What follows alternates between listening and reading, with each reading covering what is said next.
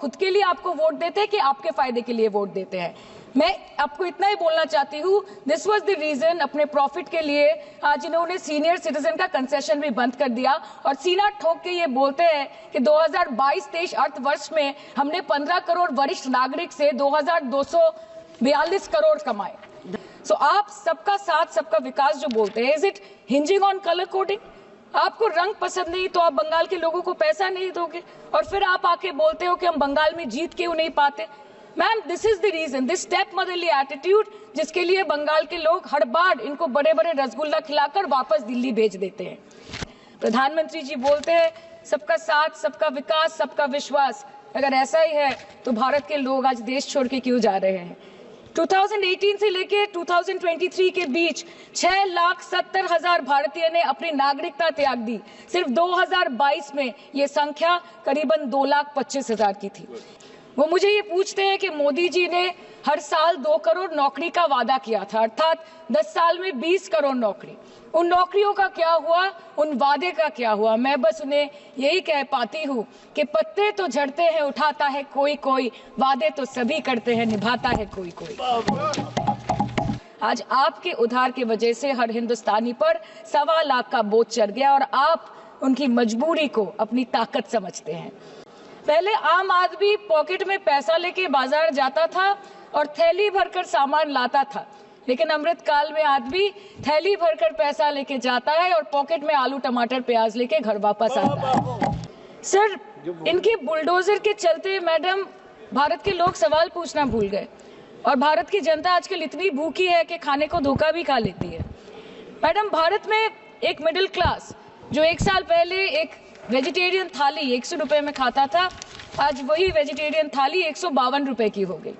टमाटर की कीमत 247% बढ़ गई, आलू की कीमत 180%, लहसुन 128% और तेल नमक आटा मैदा 18%। पहले आम आदमी पॉकेट में पैसा लेके बाजार जाता था और थैली भरकर सामान लाता था, लेकिन अमृतकाल में आदमी थैली भरकर पैसा लेके जाता है और पॉकेट में आलू टमाटर प्याज लेके घर वापस आता है। सर, माननीय वित्त मंत्री ने पहले कहा था कि बहुत हो गई महंगाई की मार, अब की बार मोदी सरकार, और आज उनके विचार में inflation is an international problem, महंगाई एक अंतरराष्ट्रीय समस्या है। तो विश्व गुरु विश्व बंधु इस अंतरराष्ट्रीय समस्या का समाधान क्यों नहीं कर पा रहे? Ma'am, 74% of Indians are unable to afford a healthy diet. The household savings have plunged to a 50-year low. Around 48% of the households in this country are facing a financial crisis क्योंकि उनका खर्चा उनकी कमाई से ज्यादा है। The economic inequality in India is a 100-year high. The country's GDP growth rate for the second quarter 24-25 decreased to 5.4%, which is the lowest in 2 years. The government's total debt has reached a staggering 176 lakh crore, and the total debt is expected to soar up to 185 lakh crore by the end of the financial year. आज आपके उधार की वजह से हर हिंदुस्तानी पर 1.25 लाख का बोझ चढ़ गया और आप उनकी मजबूरी को अपनी ताकत समझते हैं। बंगाल में ऑल इंडिया तृणमूल कांग्रेस की प्रदेश युवा अध्यक्ष होने के नाते मुझे हर दिन कई नौजवानों से बात करनी पड़ती है। वो मुझे ये पूछते हैं कि मोदी जी ने हर साल 2 करोड़ नौकरी का वादा किया था, अर्थात 10 साल में 20 करोड़ नौकरी। उन नौकरियों का क्या हुआ, उन वादे का क्या हुआ? मैं बस उन्हें यही कह पाती हूँ कि पत्ते तो झड़ते हैं उठाता है कोई कोई, वादे तो सभी करते हैं निभाता है कोई कोई। Ma'am, as per the latest report by CMIE, the unemployment rate has risen to 9.2% in June 2024 as compared to 4.9% in 2013-2014. Female unemployment rate is much higher at 18.5% in June 2024 as compared to 7.7% in 2013-14. Around 37% of working women are unpaid. In rural areas, this figure is at a horrific 43%. प्रधानमंत्री जी बोलते हैं सबका साथ सबका विकास सबका विश्वास। अगर ऐसा ही है तो भारत के लोग आज देश छोड़ के क्यों जा रहे हैं? 2018 से लेके 2023 के बीच 6,70,000 भारतीय ने अपनी नागरिकता त्याग दी। सिर्फ 2022 में ये संख्या करीबन 2,25,000 की थी। In 2022 alone, 7,500 high net worth individuals with a net worth of more than 8.3 crore or more left India.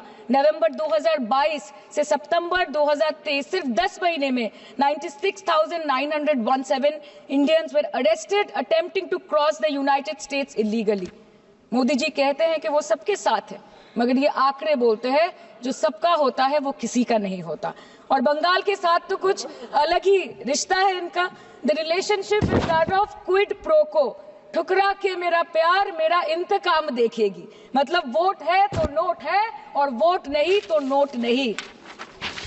As per the available reports, as on 19 July, rupees 1.23 lakh crore is already due from the government of West Bengal against flagship programs like Manrega, PM Awas Yojana, Gram Sadak Yojana, National Health Mission, Central Food Subsidy. Further, 40,806 crore is projected dues against these schemes, bringing the total amount to a staggering 1.71 lakh crore.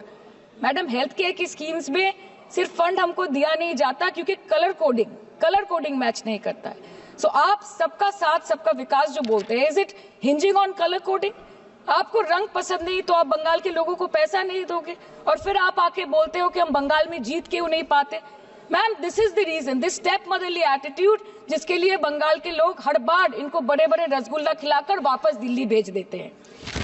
Even after making several attempts to crush our aspirations and our economy, Bengal government stands tall and true towards the commitment towards its people. Bengal में सिर्फ दीदी है तो मुमकिन है।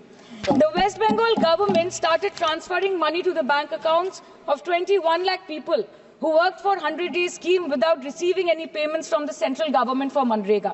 Even before Ayushman Bharat, in Bengal, Shastra Shati, a cashless scheme was launched, providing treatment cost up to 5 lakh for per person belonging to any strata of the society. आज कलकत्ता के किसी आलिशान प्राइवेट हॉस्पिटल में जहां पे एक अमीर आदमी की चिकित्सा होती है, वही बगल वाले बेड में एक गरीब मजदूर, एक गरीब किसान की भी ट्रीटमेंट होती है। यही है ममता बनर्जी का विकास। और आपके अमृत काल में the cost of medical treatment has been doubled in the last 5 years। आप फार्मास्यूटिकल्स के सर आरजीकर पे बात ना बोले, आपकी सीबीआई पे अभी तक कुछ बोल नहीं पाए। हम लोगों ने जो, हमारी पुलिस ने जो बोला था, they are still sticking to that. So उसके बारे में मत बात करें, ठीक है? आप उत्तर प्रदेश के बारे में बात करें ना sir. Sir, medical inflation is at 14%। Regularly लिए जाने वाले दवाइयों की कीमत 50% बढ़ गई। आप सिविल एविएशन के लिए ग्रांट्स मांग रहे हैं। एक एक डोमेस्टिक फ्लाइट, उसकी राउंड ट्रिप की टिकट 20 से 30 हजार में बिक रही है। आम आदमी आज हवाई चप्पल पहन के हवाई जहाज नहीं चल रहा, आम आदमी हवाई चप्पल बेच के हवाई जहाज चल रहा है। You are demanding funds for education but conveniently ignoring the fact that 11 lakh children have dropped out of school according to your own data. आज भारत में सिर्फ 47.51% स्कूलों के पास कंप्यूटर की फैसिलिटीज है और उसमें 9% के पास internet connection. In law and justice, you are not being able to provide legal aid to more than 1% of the eligible population. In public enterprises, 5.1 lakh public sector jobs have disappeared in the last 10 years. Railway में करीबन 2.5 lakh post बाकी हैं और उसमें से vacancy है in critical safety categories. नए भारत में आजकल ट्रेन पटरी के ऊपर कम और पटरी के बाहर ज्यादा चलती है।